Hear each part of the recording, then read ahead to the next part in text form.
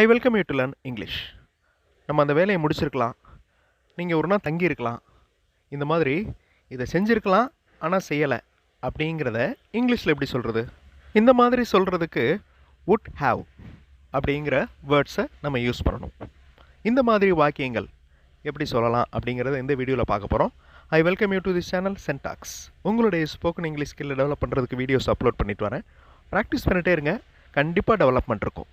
செஞ்சுருக்கணும் ஆனால் செய்யலை, இருந்திருக்கலாம், இந்த மாதிரி மீனிங் கொடுக்குற இந்த would have யூஸ் பண்ணுறப்ப எந்த வேர்ப் யூஸ் பண்ணணும்?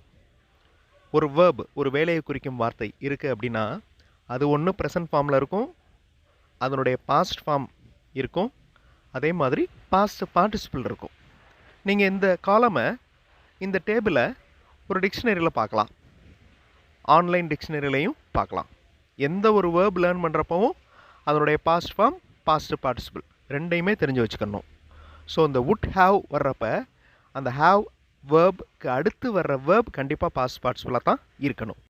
சென்டென்சஸ் ஃப்ரேம் பண்ணுறதுக்கு வார்த்தைகள் நிறைய தெரிஞ்சு வச்சுக்கணும். அதில் முக்கியமாக ப்ரோனவுன்ஸ், அதாவது நான், அவர், அவள், இது, நாங்கள், இந்த மாதிரி வார்த்தைகளை இங்கிலீஷில் எப்படி சொல்கிறது அப்படிங்கிற அந்த ப்ரோனவுன்ஸ் கண்டிப்பாக உங்களுக்கு தெரிஞ்சிருக்கணும். இங்கே நீங்கள் பார்க்குறது பேசிக் ப்ரோனவுன்ஸ்.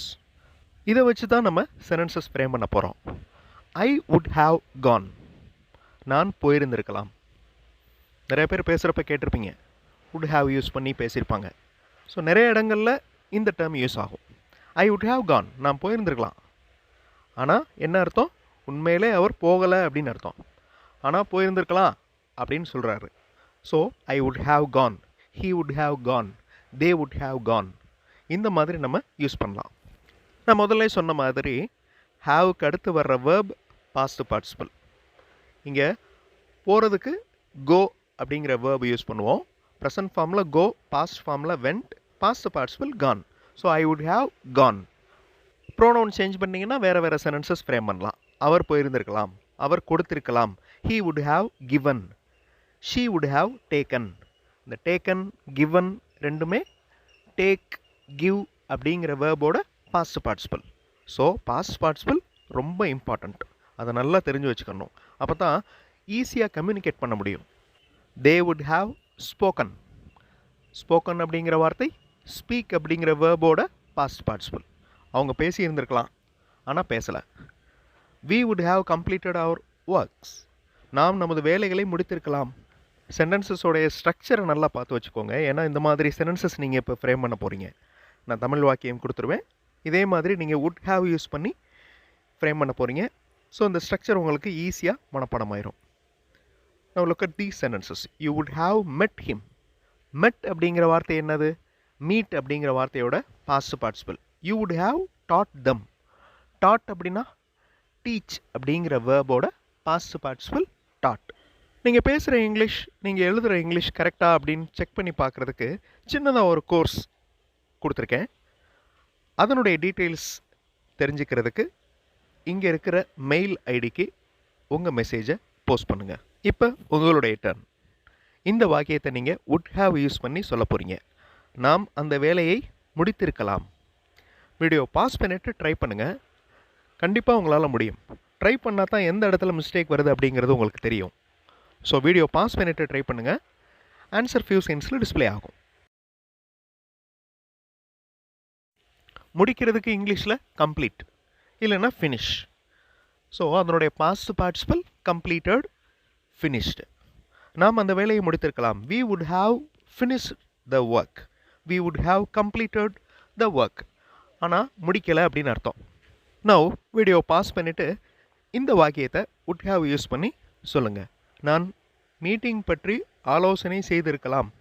ஆலோசனை அப்படிங்கிறதுக்கு இங்கிலீஷ் வேர்டு என்னது? யோசிச்சு பாருங்கள், ஈஸியான வார்த்தை தான். தென் would have அப்ளை பண்ணி இந்த சென்டென்ஸை ஃப்ரேம் பண்ணுங்கள். ட்ரை பண்ணுங்கள், கண்டிப்பாக உங்களால் முடியும். ஆன்சர் ஃபியூ செகண்ட்ஸில் டிஸ்பிளே ஆகும்.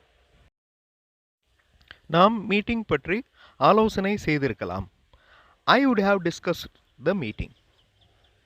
ஐ would have discussed the meeting. Discuss அப்படிங்கிற வார்த்தையுடைய பாஸ்ட் பார்ட்டிசிபிள் டிஸ்கஸ்டு. நீங்கள் ஒரு நாள் தங்கி இருந்திருக்கலாம். தங்குறதுக்கு இங்கிலீஷில் என்னது? வீடியோ பாஸ் பண்ணிவிட்டு அந்த வேர்பை யோசிங்க. அந்த வேர்போட பாஸ்ட் பார்ட்டிசிபிள் ஃபார்ம் என்ன அப்படிங்கிறத வச்சுட்டு would have யூஸ் பண்ணி இந்த சென்டென்ஸை ஃப்ரேம் பண்ணுங்கள். வீடியோ பாஸ் பண்ணிக்கோங்க. ஆன்சர் ஃபியூ செகண்ட்ஸில் டிஸ்ப்ளே ஆகும். நீங்கள் ஒரு நாள் தங்கி இருந்திருக்கலாம். தங்குறதுக்கு இங்கிலீஷில் stay. You would have state for one day. நீங்கள் ஒரு நாள் தங்கி இருந்திருக்கலாம்.